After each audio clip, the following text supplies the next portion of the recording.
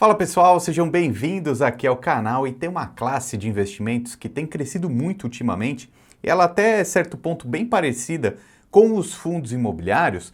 Eu estou falando aqui dos FIINFRAs. Você já ouviu falar sobre os fundos de infraestrutura, que é um setor tão necessário aqui no Brasil? Tem crescido bastante e, ao meu ver, eu acho que ele tem crescido assim porque é um tipo de investimento que paga dividendos altos, né? Tem muito título aqui que está pagando mais até do que 15% ao ano, ou seja, dá para a gente pensar em algo em torno de 1% ao mês ou mais. E eles são negociados na Bolsa de Valores, assim como os fundos imobiliários. Mas quando a gente fala de FIINFRA, a gente está falando de fundo de renda fixa. Por quê? Porque ele investe muito em debêntures incentivadas. E eu vou explicar tudo isso em detalhes para você. Olha só. Já vou logo compartilhar minha tela aqui para a gente ver a lista dos FIINFRAs que existem, né? Os fundos de infraestrutura. Até certo ponto não são muitos, tá? Se a gente olhar aqui dentro do site do Investidor 10, nós só temos 4, 8, 12, 13, 14 fundos FIINFRA listados na nossa bolsa nesse momento, tá? E aí a gente vai ver que tem vários aqui que estão pagando, por exemplo, um dividend yield de 14,9%, 15,12%, 14,77%, ou seja, é uma classe de investimentos que paga muito dividendos. Até porque eles são isentos de imposto de renda, completamente isentos, tá? Tanto no dividendo quanto na venda, possível venda com lucro dessas cotas. Por quê? Porque são incentivadas, né? Daqui a pouco eu vou mostrar aqui um estudo bem legal para vocês verem que o setor de infraestrutura no Brasil, ele tem grandes gargalos, né? Tem um déficit de infraestrutura no Brasil, seja de transporte, de energia elétrica, esgoto, enfim, muita coisa que precisa ser feita no Brasil. Então o governo acaba incentivando o investimento nessa área. Como? Tirando imposto. Então, por isso que os FIINFRAs estão cada vez mais falados. E aí eu vou até começar a fazer uma lista aqui com vocês, porque você precisa começar a se acostumar com esses nomes, tá? Porque cada vez mais a gente vai ouvir falar sobre os FIINFRAs. É um mercado que está crescendo bastante.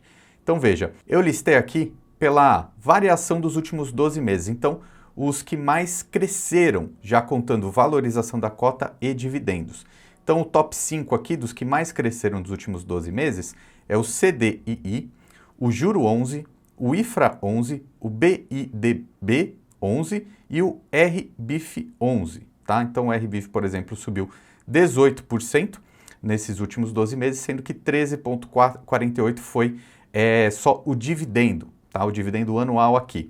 E aí, mais uma lição, tá? Já para você também começar a se acostumar sobre os FIINFRAs, ele tem o PVP, ok? Então, como os fundos imobiliários têm o preço sobre valor patrimonial, lá nos FIIs a gente costuma falar que um PVP muito próximo de 1 é o valor justo. Se estiver acima de 1, quer dizer que está caro. Abaixo de 1, quer dizer que está barato. Nos FIINFRAs, a lógica é a mesma, só que a gente não pode levar assim tão a ferro e a fogo, né? Tão duro assim essa análise. Por quê? Como eu estava explicando para vocês anteriormente, um FIINFRA, ele é um fundo de renda fixa.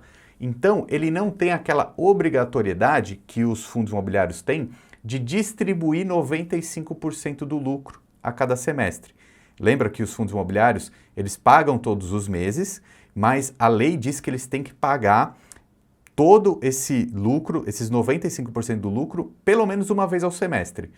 Mas o mercado se acostumou a pagar todos os meses. Quando tem um lucro extra, de vez em quando você vê nos fundos imobiliários a cada semestre, em junho ou em dezembro, ele pagando um pouco mais de dividendos, tá? Essa é a lei dos fundos imobiliários. Um fundo de renda fixa, que é um FIINFRA, ele não tem essa lei. Então, a gestão do FIINFRA, ele pode decidir, né, com mais liberdade se ele vai distribuir todos os meses, que mês ele vai distribuir mais do lucro que ele teve, qual mês ele vai distribuir menos. Então isso acaba até interferindo no PVP, né? Porque pensa comigo, se às vezes esse FIINFRA ele está acumulando bastante lucro, mas se ele não estiver distribuindo, ele vai ter uma elevação do seu valor patrimonial, né? Porque tem dinheiro lá dentro, né? Tem caixa. Então isso aí acaba influenciando até no PVP. Então o que a gente tem visto? Os FIINFRA têm usado os fundos imobiliários muito como um exemplo, né? Então a estrutura do fundo imobiliário de pagar todos os meses pessoal do FII Infra falou, pô, é legal, os investidores, né, eu e você aqui, já estamos acostumados a receber dividendos todos os meses. O pessoal do FII Infra falou, vamos fazer isso também. Então eles têm começado a colocar, né, esse pagamento mensal, mas às vezes paga um pouco mais, às vezes paga um pouco menos. Vou até te mostrar aqui na prática daqui a pouco um exemplo aqui para você entender mais essa dinâmica. Então fica essa lição, PVP é importante, mas não é tão importante assim quanto nos fundos imobiliários. E agora, já aqui na tela também, para a gente continuar essa nossa análise, veja o patrimônio líquido dos fundos, né? É um mercado que está crescendo, mas já tem alguns players aqui bem grandes, né? Então, olha só, o Cadiff já tem mais de 2,7 bilhões de valor de mercado. O Juro 11 já tem 2,1 bilhões de mercado. Então, tem alguns players aqui já bem grandes, né? Mais de R$ 1 bilhão de patrimônio é realmente bem grande, né? E aí a gente vê que o que está em último nesse ranking aqui de maiores é o RBIF, que é o fundo, o FII Infra lá da Rio Bravo. E veja só, 59 milhões, né, nesse momento, mas eu consegui a informação que agora, nesse exato momento, eles estão fazendo uma nova emissão de cotas, ou seja, eles estão captando recurso justamente para crescer o fundo deles, né? Então a gente vê claramente que o setor, né, toda essa classe de investimento aqui dos FII Infras está em plena expansão, né?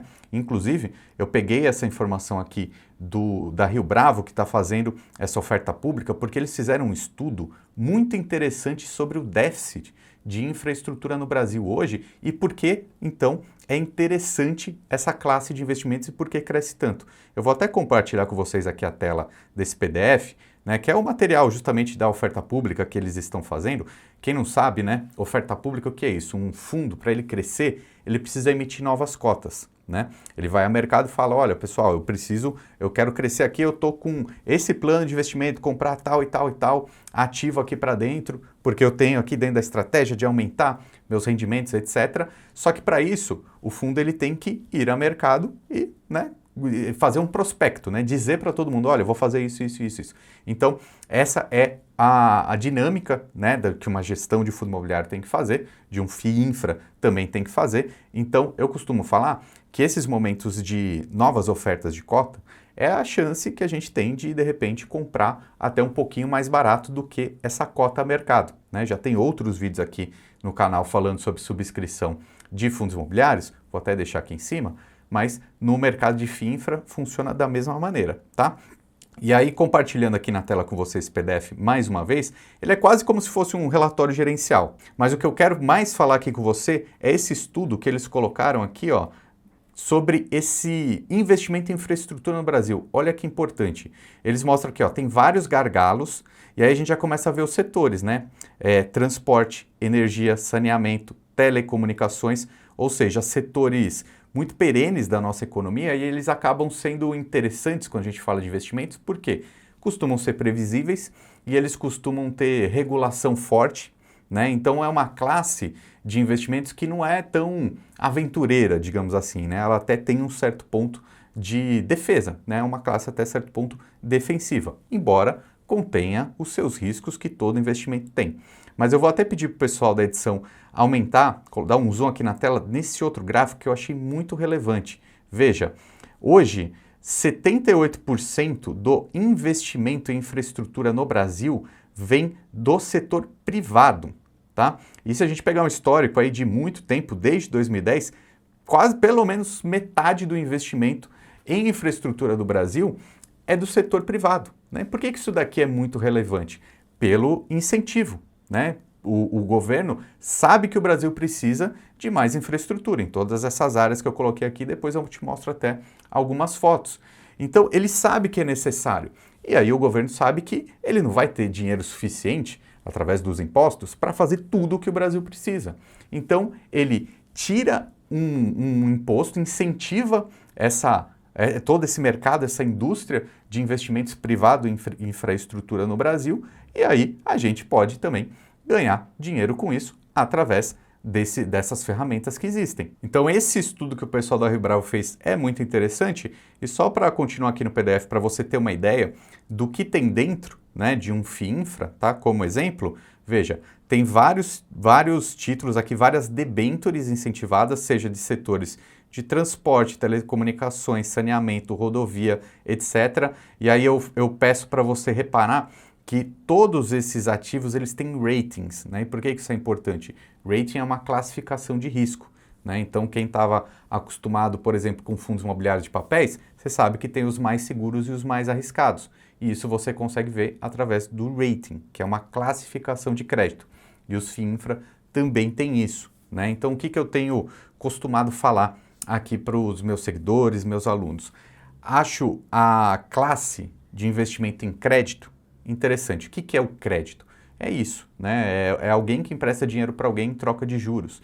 Então, eu costumo falar que existe um tripé dos investimentos em crédito no Brasil hoje, que são o quê? Os fundos de papéis, que são empresas do setor imobiliário, né? Que alguém empresta dinheiro para alguém para construir algo no setor imobiliário e tem todas as garantias do setor imobiliário. Então, você já conhece os fundos de papéis. Dentro desse tripé aqui, nós temos também os FIAGROS, que são então, os investidores emprestando dinheiro para empresas do setor do agronegócio, através dos CRAs, né? Aqui no imobiliário são os CRIs, e agora a terceira parte desse tripé aqui, a gente tem os FIINFRAs, né? Que é alguém emprestando dinheiro para empresas desenvolver infraestrutura no Brasil através de debêntures, né? Então, esse tripé aqui eu acho muito interessante para os investidores, porque você está se expondo a 3 setores da economia com essa base do crédito, né? E a gente percebe que vários desses ativos aqui,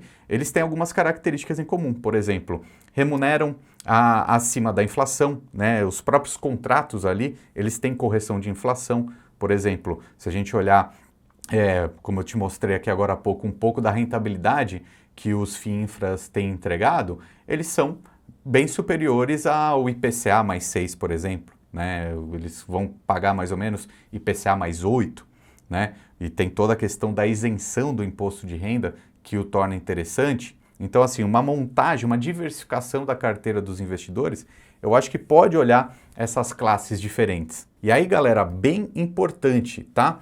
Eu vou deixar aqui um link na descrição para você assinar a minha newsletter. Por quê? Nas próximas semanas eu devo estar escrevendo mais conteúdo justamente sobre fundos de crédito, fundos de renda fixa, FIAGROS, FIINFRA. Nessa semana já deve ter conteúdo lá. O que é essa newsletter? É conteúdo extra que eu não trago aqui para o YouTube.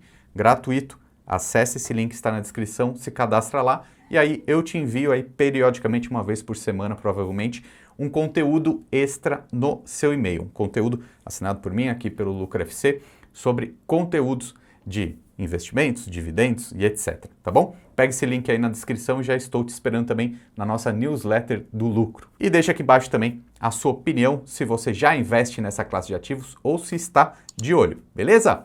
Meu nome é Ricardo Natali, um abraço e até mais!